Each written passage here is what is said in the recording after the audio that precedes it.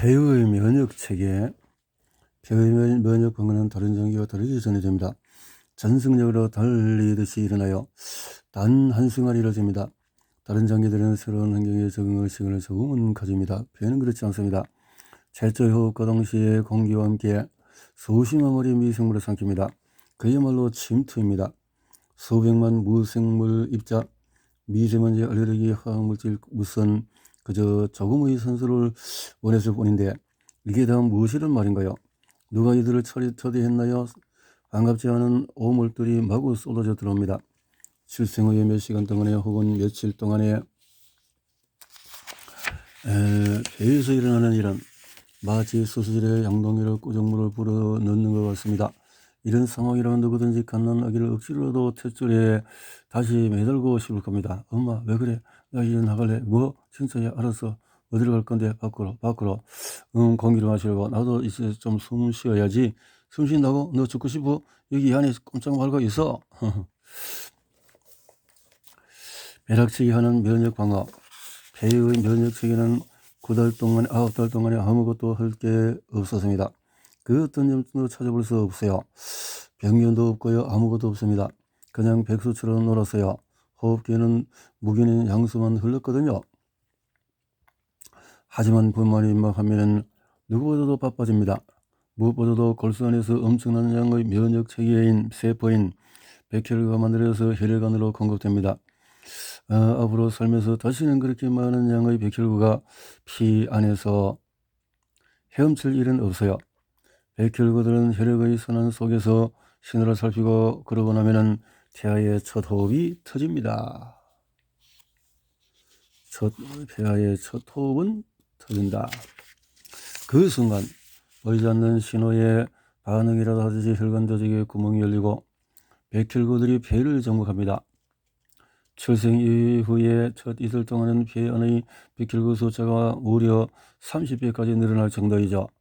모유의 면역물질이 아기의 위장을 지켜주는 동안에도 폐는 완전히 무방비 상태거든요.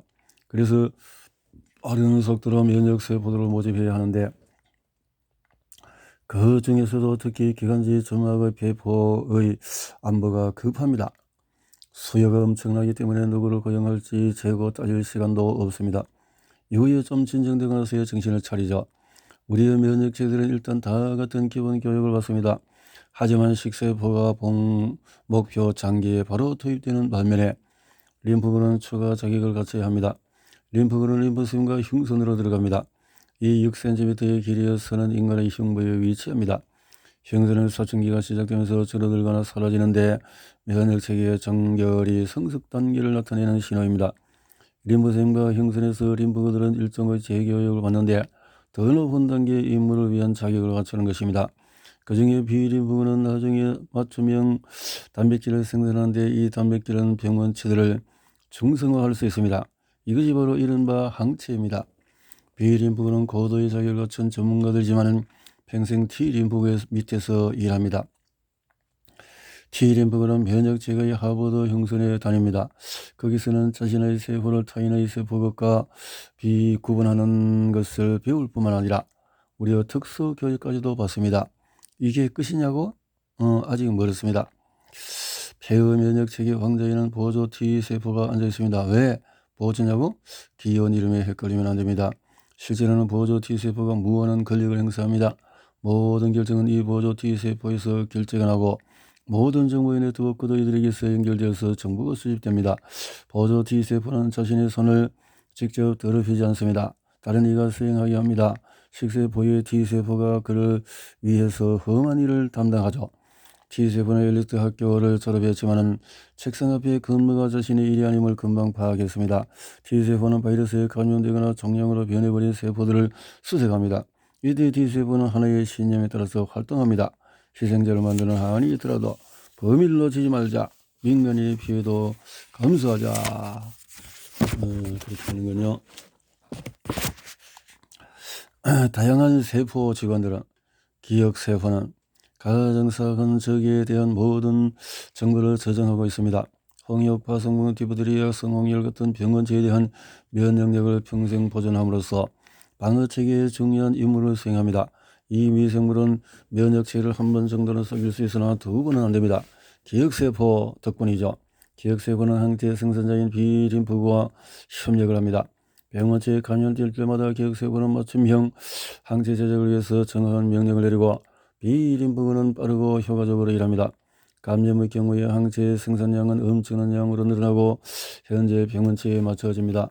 이 보호 시스템은 위험한 감염들의 경우에 질병을 이겨낸 뒤에도 멈추지 않습니다. B세포 중에서 몇몇은 계속해서 특수 맞춤형 항체를 극사량으로 생산합니다. 그렇게 해서 몸은 수년간 면역력을 가지게 되는 겁니다. 동일한 병원체로부터 새로운 공격을 받으면 이미 존재하는 항체가 공격원을 중성화합니다. 그럼 그 공격원은 식세포 혹은 식균세포에 아주 쉬운 먹이가 되는 거죠. 식세포는 생명의 위험 속에서 곧바로 목표 장기에 투입돼서 험한 일을 합니다. 폐에서도 마찬가지겠죠. 여기서는 외부 공기와의 잦은 접촉 때문에 특히 많은 식세포가 필요합니다. 그들 중에서 가리코가 있는데 폐 안의 가리코에는 중요한 두 가지 대리자가 있습니다. 호중구와 호성구 대리자입니다. 가리코의 95%가 넘는 숫자가 호중구 대리자인데 질병병원체 특히 박테리아나 균을 막는 일에서 중요합니다. 호산성 가리코는 원래 기생충이나 해충 등을 막는 중요한 역할을 했는데요. 오늘날 위생의 개선으로 일정의 실업 상태가 되었습니다. 식세포는 미생물의 구성 성분을 스스로 알아내서 병원체를 파괴할 수 있도록 프로그램됐습니다. 하지만 학습 능력은 딱히 없어서 프로그램된 구조가 아니면 알아차리지 못합니다. 물론 이 부작용들은 대부분 개선이 가능합니다만 어떨 때는 그렇지 않습니다. 또한 식세포는 효소와 독성 단백질로 이루어진 큰 무기를 가지고 있어서 이것들로 병원체를 파괴하는데 이에 다른 세포들까지 파괴할 수 있습니다. 참으로 단순한 직원들이죠. 관리하기 괴로울 때도 많습니다만 누군가는 험한 일을 해야 하니까요. 그래서 보조 T세포는 식세포를 제거할 때 조금도 주저하지 않습니다. 다른 말로 하자면 보조 T세포는 식세포를 그냥 싹 없애버립니다. 더 정확하게 말하면 사례세포로 제거하게 만드는 것입니다. 잔인하다고 생각하나요? 꼭 그렇지만 않습니다. 가립근은 어차피 과도하게 엄격한 근로윤리를 가지고 있습니다. 이 세포들은 24시간 이상 사용되지 않으면 세포 저절로 죽습니다. 그리고 전체 개체군이 새 세포로 대체됩니다.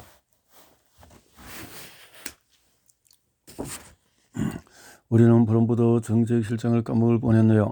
바로 수정세포입니다. 수정세포는 배후 면역체계 내에서 중심적인 역할을 담당합니다. 보조 T세포와 계속해서 직접 접촉하면서 매일 그들의 의사를 결정합니다. 언제든지 무제한으로 보조 T세포에게 들어가고 나갈 수 있는 유일한 세포입니다. 면역체계의 프롬프터라고 할 만하죠. 이들의 주요 업무는 폐로 침입하는 모든 낯선 입자에 프레젠테이션을 하는 겁니다. 이 입자들은 수정세포에 의해서 받아들여서 손에 잡힐 수 있는 조각으로 찢어진 후에 보조세포에 제출됩니다. 그러면 보조세포는 어떤 조치를 취할지 결정합니다.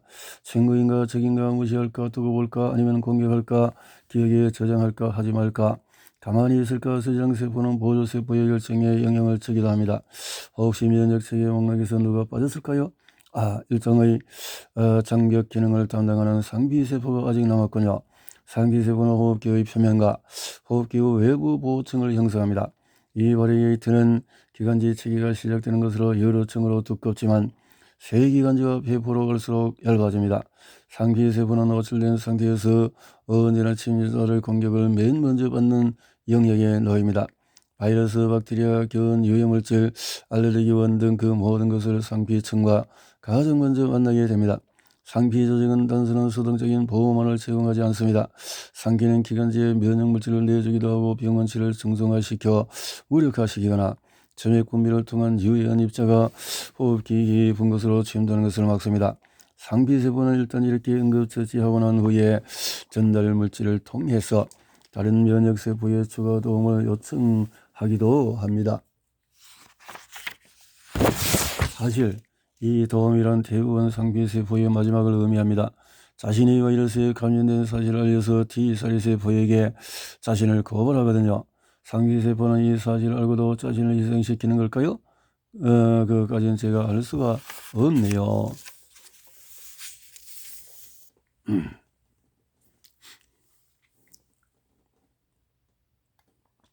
반갑거나 반갑지 않은 동거자. 2007년 미국 국립보건원이 아주 파격적인 발표를 했습니다. 바로 인간 미생물 근요 전체 프로젝트였습니다. 미생물 근요 전체가 대체 뭐냐고요? 단순히 말하자면 신체의 모든 반갑거나 반갑지 않은 동거자입니다. 보통 주를 이루는 것은 박테리지만 균이나 바이러스도 해당합니다. 급성 감염, 균, 피부 점막, 입안, 코안에 있는 수십 병균들이 단순히 기생한 것만이 아니라면 미생물들이 의도적으로 면역 체계를 제어하거나 조절하거나 그들의 전달 물질이 신체 반응을 일으킬 수 있다면 박테리아와 플로라의 결혼이 만성질환의 원인이라면 단순히 장에서만 있는 것이 아니라 신체 내부 여기저기에서 그렇다면 예상했겠지만 처음에 이 연구자들은 완전히 무시당했습니다. 하지만 분자적인 기술의 발달로 점점 더 상세한 미생물 고유 전체의 연구가 가능해졌고 그와 동시에 거대하고 복잡한 데이터를 분류하고 분석하는 계산 능력도 점점 더 쉬워졌습니다. 우선 먼저 미생물들의 지도화, 또 어떤 세균들이 우리와 함께 살고 있으며 그들은 어떤 숫자인가 하는 파악하는 것이 관건이었거든요. 신체 표면에서는 출생 후에 수년을 걸쳐서 박테리아 균으로 이루어진 독특한 플로라가 자랍니다. 마치 꽃밭처럼 각 현장이 가진 요인에 따라서 여러 가지 종들이 혼합되어서 자랍니다. 인간의 박테리아 꽃밭에는 다양성이 엄청납니다. 장과 피부에는 약 1만 종의 다양한 박테리아들이 삽니다. 인간은 자신 몸의 세포들보다도 더 많은 박테리아를 가지고 있습니다. 이 박테리아 전체 무게는 우리 몸무게의 약 2%를 차지합니다. 이 플로라의 개입이 병을 일으킬 수 있다는 것은 오랫동안 잘 알려진 사실입니다. 항생제 치료가 피부 점막의 불호를 변질시키고 구강, 장 혹은 진리, 효모 질병을 유발할 수 있으며 드문 경우이지만 유해한 박테리아에 걷잡을 수 없는 증식을 통해 심한 장염이 생기기도 합니다. 하지만 지금까지 사람들은 이 부작용을 일시적인 급체로 여겼습니다. 미생물 연구의 새로운 점은 여기에서 좀 더 깊이 들어간다는 것이었습니다. 박테리아 플로라의 장기적인 영향은 뭘까요? 인간마다도 각자 독보적인 플로라의 지문이라는 것이 있었을까요? 만일 있다면 이 지문은 어떻게 생겨났을까요? 보통 질병균 목록에 오르지 않은 수많은 무수한 다른 박테리아들은 어떻게 역할을 할까요? 담당할까요? 양생 박테리아들도 우리의 면역체계에 관여했을까요? 그리고 제일 먼저 알고 싶은 것은 이 플로라의 변화는 만성질환을 발생시킬까요? 아니면 그것을 막아줄까요? 실제로 2000년대에 들어서 수년간 미생물 근요 전체에 관한 연구들이 쌓였습니다. 슬슬 특정한 패턴이 보이기 시작했습니다. 건강한 사람들에게는 박테리아 플로라가 견고하며 다양했지만 환자들에게서는 이 다양성이 사라지고 특정 종들이 지배했습니다. 장내 미생물 불균형이라는 개념도 탄생했습니다. 보통 박테리아 플로라의 병적인 변동으로 직접적인 증상을 일으키지는 않지만 만성질환의 토대가 되거나 유발하는 것을 말합니다. 여전히 많은 의사가 의구심을 가졌습니다. 그들은 플로라의 변동을 기저질환의 결과로 보았지 그 원인을 보지 않았습니다. 하지만 그 후에 한 임상실험의 학계의 이목을 끌었습니다.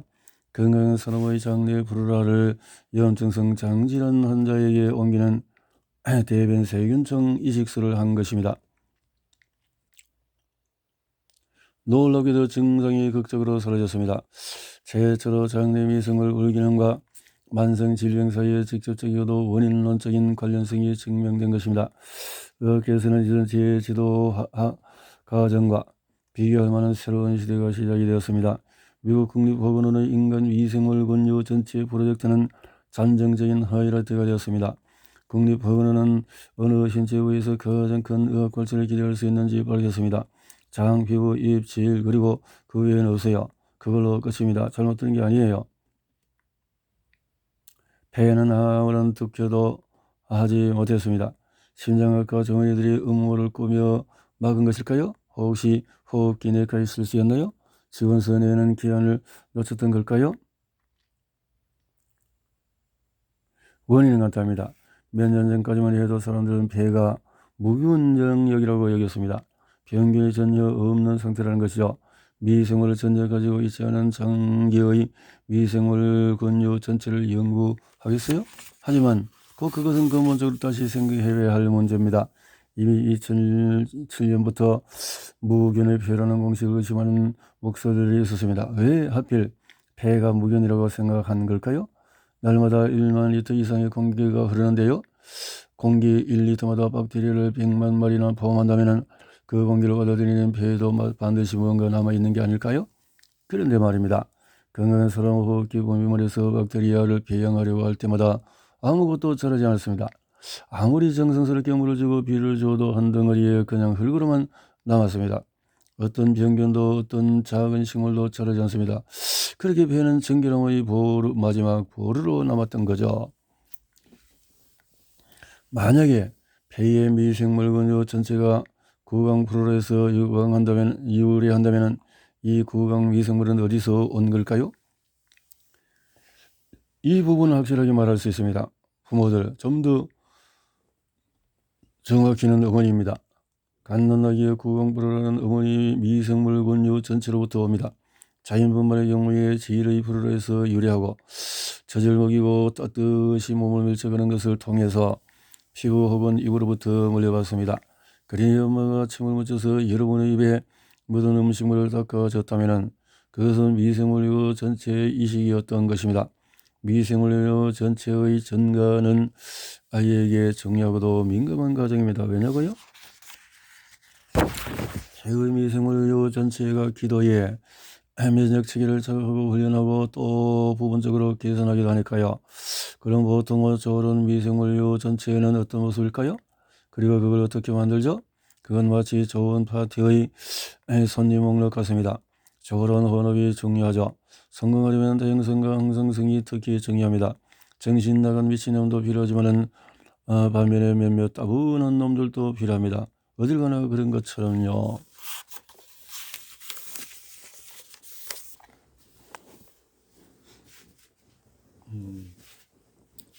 알레르기 없는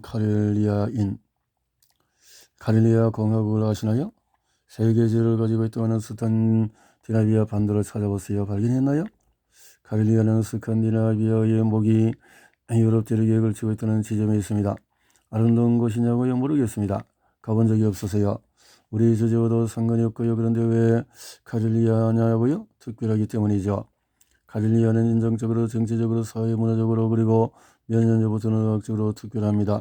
카렐리아 사람들은 전통적으로 자신들끼리만 모여있기를 좋아했습니다. 그런데 하필이면 북쪽으로 핀란드, 남동, 러시아 지리적으로 매우 의미 있는 지역에 정착한 거죠. 그래서 카렐리아 사람들은 죽음에 이르기까지 평화로운 인생을 살지 못했고 결국 2차 세계대전 때 강대국끼리 이리저리 밀리다가 강제로 분리되었습니다.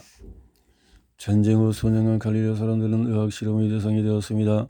2000년대 초반에 감염학자들은 일련의 검사에서 기도, 질환, 빈도, 수에 놀라운 차이점을 발견했습니다. 핀란드 쪽에 있는 카렐리아 어린이는 3명 중에서 1명꼴로 거꾸로 알레르기, 전식 등을 앓는데 러시아 쪽의 카렐리아 아이들은 단지 50명 중에 1명만 그런 병을 가지고 있었던 겁니다. 우연일 수 있을까요?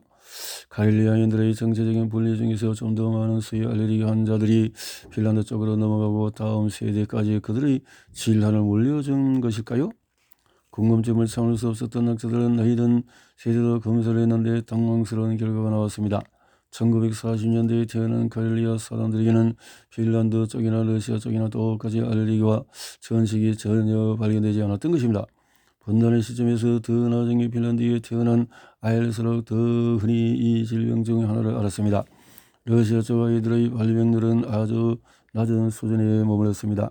카렐리아 사람들의 유전적인 바탕이 국경을 사이에 두고 두 나라에서 모두 똑같았다면 즉 지리적인 기후적인 상태가 같았다면 알레르기와 전식이 빈번하게 일어나는 이유는 핀란드 쪽 카렐리아인들의 생활 방식의 차이에서 찾아볼 수 있을 것입니다. 그리하여 2008년 연구팀들이 원인을 찾기 시작했는데 그리고 열쇠는 미생물류 구 전체에 있었습니다. 오늘날 러시아 쪽 카렐리아 사람들의 일상은 지난 세기의 모습과 거의 다르지 않습니다. 사람들은 농장에 살고 농사를 짓고 대가족으로 형제자매가 많습니다. 여전히 근처에서 잠을 잡니다. 제일 가까운 곳의 의사도 몇 킬로미터는 떨어진 곳에 있습니다. 이렇게 만들면 러시아 쪽 카렐리아인들은 매우 힘든 삶을 삽니다. 하지만 이 환경과 생활방식이 넘치도록 제공하는 게 하나 있습니다. 바로 미생물군 유전체의 다양성입니다. 러시아적 카렐리아인들의 미생물군유 전체와 핀란드적 카렐리아인의 미생물군유 전체는 극적으로 달랐습니다. 러시아인의 기도 안에는 전체적으로 훨씬 많은 박테리아를 가지고 있었고 미생물군도 다양성이 훨씬 컸습니다. 그중에는 핀란드쪽 카렐리아에게는 아주 적은 양으로만 있는 종도 있었습니다. 락토코커스, 아시네토박터, 심지어는 위궤양에 관련된 것 이유도 우리에게 미움을 받는 헬리코박터도 훨씬 적었습니다. 그러니 알레르기의 발병 원인이 여기에 있는 걸까요? 알레르기의 원인이 연구자들은 연구를 계속했습니다. 그들은 이 박테리아 원인이 우리 면역체계에 정말로 영향을 주는지 심지어는 적하는지 알고자 했습니다. 그리고 이건 정말이었습니다. 지들의 점막에 락토코커스와 아시네토박터를 투입하자 놀랍게도 알레르기와 전식에 걸리지 않았습니다. 박테리아들이 알레르기의 반응을 줄이는 물질을 생산했습니다. 면역세포의 주위를 다른 곳으로 끌어서 전형적인 알레르기 원인은 꽃가루나 먼지, 진드기를 그냥 무시했습니다. 이 연구는 1990년대 알레르기 전문가들이 토론했던 위생가설과 완전히 맞아떨어집니다. 그 이론에 따르면 오늘날의 인간은 지나치게 깨끗하게 지나치게 자연상태와 멀리 떨어져 삽니다. 아이들은 예방접종으로 인해서 면역력을 훈련시킬 기회를 갖지 못합니다. 면역체계는 지루한 나머지 감염병 대신에 무해한 꽃가루 입자, 먼지, 전등이 동물털이 반응하는 거죠. 그래서 알레르기가 발병합니다. 그렇다면 이제 알레르기의 진정한 예방이 가능해진 걸까요? 알레르기와 전식의 종말을 뜻하는 걸까요? 출산 직후의 알레르기 예방을 위해서 엄마가 아기가 농장에서 영향을 얻을까요? 더 나은 방법은 모두 다시 자연으로 돌아가는 것일까요? 하지만 예측하기도 그리 간단한 문제는 아닙니다. 지난 200년 동안의 위생만큼 많은 사람의 생명을 구한 것은 없습니다. 예방주사 역시 마찬가지입니다. 미생물군요 전체는 알레르기 발생의 수수께끼를 보는 중요한 열쇠이긴 하지만 유일한 열쇠는 아닙니다. 이제 첫걸음이 실행되었다고 볼 수 있습니다. 폐의 미생물군은 박테리아들을 그냥 우연히 있는 게 아닙니다. 무익한 짐도 아니고 기생만한 존재들도 아닙니다. 몇 가지 정도는 심지어 건강에 도움이 되기도 합니다. 그러니 너무 미워하지는 마세요. 재밌는 사례를 하나 소개해 볼게요. 2010년 텍사스의 한 종합병원에서 의사들은 이상한 환자와 마주했습니다. 그의 말에 따르면 술을 단 한 방울도 마시지 않았는데 알코올에 취한 상태였습니다. 이게 대체 무슨 소린가 싶죠?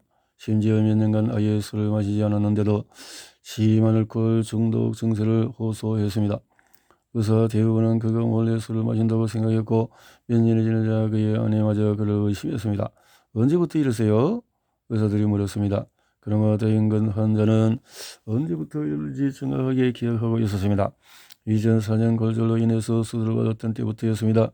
수술 직후에 그는 상처 감염으로 예방책으로 오랫동안 항생제를 복용했습니다. 이 치료법이 익숙한 텍사스 의사들은 내가 번쩍하는 기분이었습니다.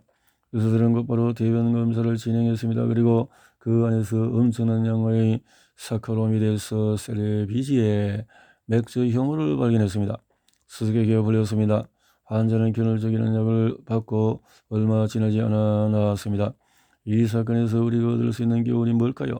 돈 안 들이고 설치하는 방법이 있다? 그러기 위해서 전 세계 맥주 산업이 망하기? 물론 그것도 가능합니다. 하지만 이 사건은 인간의 미생물요 전체가 얼마나 민감한가 그리고 얼마나 역동적인가를 보여줍니다. 의미도 없고 외롭지 않은 사카로미세스는 경쟁자가 항생제로 약해진 틈을 이용해서 가장 좋은 자리를 점유했던 것입니다. 새로운 서구의 단초 1980년대만 해도 낭보성섬유증 환자의 기대 수명은 겨우 17세에 불과했습니다. 하지만 의학이 발달한 요즘은 30세, 1년 40세까지도 옵니다. 이 병의 진행 과정에서 원하지 않는 손님이 언제 나타나느냐에 달렸습니다. 시점이 아주 중요합니다. 바로 그날 그들의 삶은 영원히 변하거든요. 녹농균이 무턱대고 기도에 들어와 전부 초토화시키기 때문입니다. 녹농균은 그럭저럭 합의를 보며 살아가는 입주자들과는 다릅니다.